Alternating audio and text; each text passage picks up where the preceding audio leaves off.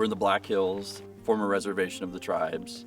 And then these are treatment areas within it that were done under an agreement, the Master Stewardship Agreement. This area in particular was important due to a lot of old ponderosa pine trees that are still here, important to the tribes. So we started working together with the tribes to kind of focus in on what were the needs here, what work needed done.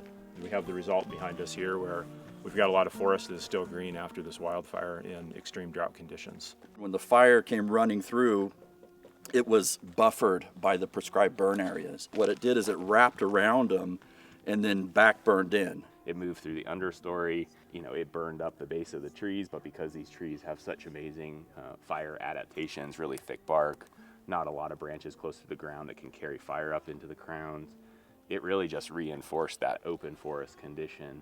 Right here, what you have is a section where there's no prescribed fire on the other side. So when the fire ran through here, there was nothing to slow it. And so it raced into this area over here. I believe that this would be considered a success. And the reason we believe it's a success is because it had prescribed fire.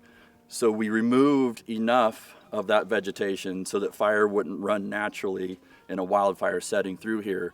But we left enough in a mosaic pattern for all the wildlife. And when you use prescribed fire carefully, you get a mosaic. That did reduce those fuels so that they couldn't get into the crown of these trees. A lot of the areas that were treated with just logging didn't fare so well with the fire.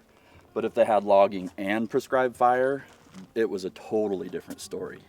The arrangement of the trees we choose to leave really is guided by our understanding of those historical conditions.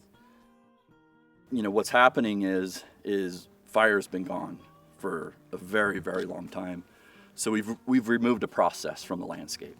So like Steve explained, that's part of that long-term problem. As you can see, the excess amount of small trees that are in here that accumulate without that presence of fire that's typically here. So I think that's the big problem overall in the West, is there hasn't been fire for a very long time. It's important from a habitat perspective, it's important from a hydrology perspective.